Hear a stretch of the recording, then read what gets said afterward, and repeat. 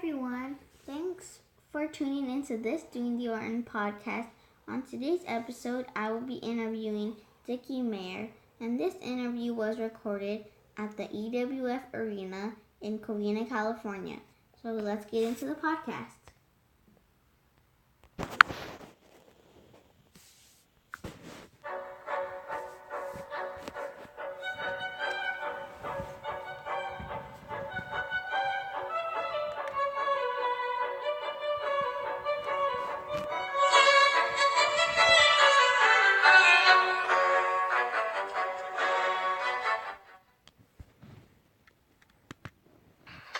Hi everyone, welcome to another episode of the Doing the Orton podcast. I'm your host Hannah, and today I have a very special guest today, Dicky Mayer. Let's get started here. Were you a fan of wrestling growing up? Ever since I was a little kid, I always knew about wrestling. I feel like I've always known about wrestling. I used to have a neighbor, and even before I was watching wrestling, I knew the characters because he had the action figures and stuff. So I would say wrestling has always kind of been a part of my life, yeah, for sure. So who were you a fan of wrestling? Who were you? When I was watching, because at my house there would be a lot of WCW on, but when I really got into wrestling, when it really caught my attention was I was watching SmackDown in 2002 through 2004. That's when wrestling really had me, and I was very enthralled with everything, and it was all about wrestling. And that's at a young age when I was I want to be a wrestler. I want to do this. So Eddie Guerrero, I guess, would be a huge inspiration, as well as Shawn Michaels, because Shawn Michaels was a guy who was making his comeback to wrestling when I started getting into wrestling. So just seeing how good this guy was, it was just great. There was just a lot of great matches when I was just a kid watching, just things on TV that just so. Do you have a favorite match that you like to watch?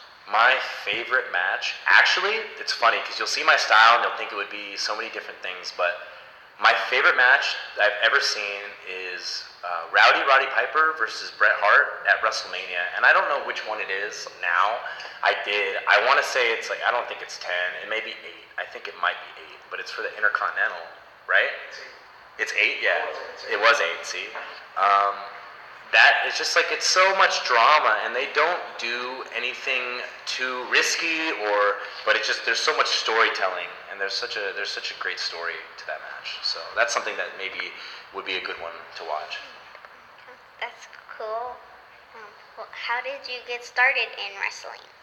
I got started because one day I got so fed up. I was working at a gas station, and there was a customer who was just bad-mouthing me one day, and he told me that I was just always going to work at a gas station and clean a bathroom. So I quit my job, which was not something to quit your job unless you have another job lined up. But I quit my job because I saved my money. So I quit my job, and I called Jesse Hernandez, and I wanted to try out his school and see if wrestling was something that I could do. And I mean, it was so hard in the beginning. It's still hard. It's one of the toughest things mentally and physically to do. And I mean, sometimes you feel man, I'm in my groove and I got it. And then some days you're just I don't know what the fuck I'm doing. You know, it's as soon as, excuse my language, I'm sorry. So, we could probably bleep that, right? Yeah. Sorry. We'll get that in.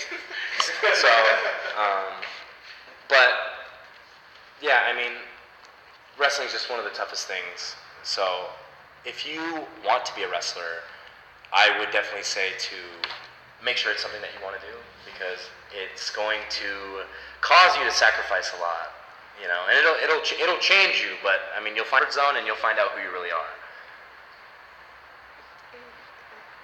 That's cool. It looks like you have a very mat-based kind of style. Have you done any type of grappling prior to pro wrestling? So, I tried out for the wrestling team when I was in high school, And with the thought of if I do this, then I will have a better chance of becoming a pro wrestler because that's how it works. Because Kurt Angle, right? Because he did that. But when I got to the first day, they looked at me up and down and they said, And I was maybe like 140 pounds. And they said, oh, we can get you down to 120. And I was like, what? Like, I want to be big and strong. I want to be like Macho Man. Like, I want to be buff. So I quit because I didn't think that it would help me. But I wish I didn't, I wish I would have stuck with it. Because, hindsight's 20/20. I mean, it would have helped my foundation. So I would say if you do want to be a wrestler, high school wrestling would be a very, very key, even in junior high school. So I did not do any type of grappling or anything like that before I got into pro wrestling, no. Okay, how long have you been a pro wrestler? I've been a professional wrestler since October 2014. That's when I had my first match. And since then, I would like to think that every year since then has been a lot better. It's been about almost 3 years. And I guess my plan for wrestling is, as long as like the next year is better than the last, like then just keep going, right? So. How did it feel for you to win the 2017 winner of the Percy Pringle Cup competition tournament? The PP3 Cup, winning that, it came as a total shock. It felt good to win it. It was very satisfying. I really love Championship Wrestling from Hollywood. It's a place where I feel like I've really been able to learn a different approach to pro wrestling. Everywhere you go, there's a different flavor. I mean, wrestling's like ice. And everywhere you go, there's a different flavor, there's a different topping, there's a different way to eat it. So, Championship Wrestling from Hollywood has this vibe that, I mean, I've always kind of been very fond of. And being able to be like a centerpiece on that show when it was me winning and I was like the main event and I wrestled Ryan Taylor, it was a very, very satisfying moment because, I mean, as somebody such as myself, I put everything I have into what I'm passionate about, and it's wrestling. I mean, without wrestling, I feel like I'm just spinning my wheels and I'm not really living life. So it feels good to be recognized and for somebody to put faith in you. I mean, that's just like all you could really ask for. So it felt great. It was fantastic. So we're getting to our final questions here. Up to this point in your career, who has been your favorite opponent? That is so tough because I don't want to hurt anybody's feelings. Just one. I just have to pick one. As many as you'd like. As many as I'd like. Okay, that's fair. That's fair. I feel like personally, and it's been a while since I've locked horns with the guy, but I think that me and Adrian Quest have something special when we get in the ring. I also think that me and Fidel Bravo, because Fidel Bravo, let me put Fidel Bravo over for a second. Fidel Bravo is a guy who helped me, and it was a guy who's always had my back since the first day I met him. And that's somebody that I have always been able to get in there and just like wrestle my heart out with. Fidel Bravo, Adrian Quest. I mean, there's just so many great guys. Those guys I really want to highlight simply because they've helped me so much. Andy Brown is also a guy that I've always had good matches with.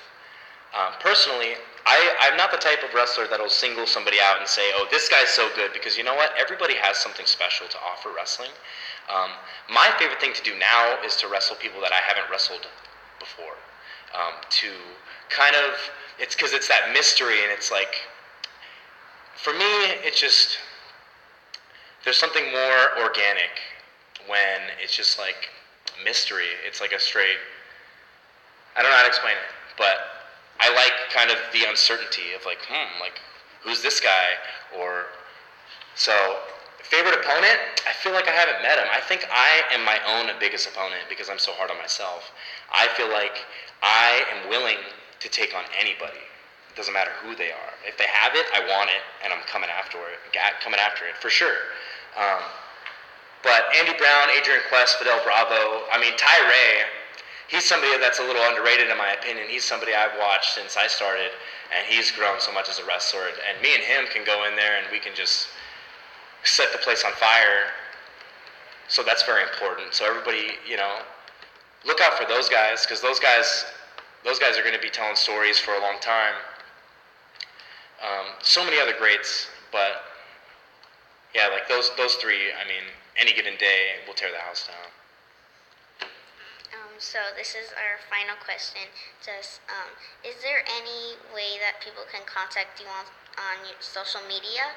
Totally. So, if you go on Instagram, it's at Dicky Mayer, just my name, DickYMayer. Just one, no periods, no nothing, just Dicky Mayer. On Twitter, the Dicky Mayer, because somebody took my name for some reason. I don't know where this Dicky Mayer guy is, but I gotta have a talk with him. So it's the Dicky Mayer, just same thing, just my name, all one word, the Dicky Mayer. For Facebook, you just search me in your thing, and then you can send me a message, and then I'll add you from there. It's kind of weird. I don't know really how to work Facebook. I have a Snapchat. I think it's just Dicky Mayer. I have a Tumblr, and the link to my Tumblr is in my Instagram. It's kind of like a journal. It's like if people really care, then they'll read it. If they don't, I don't. It's more for me personally. I used to be into live journal and stuff, and I could never recover my password, so I started making a new one. So, yeah, there's that. Thank you so much for being on my podcast today. Thank you so much for having me. Honestly, I hope to do one again soon. You have the best interview style, and thank you very much for coming. Thank you.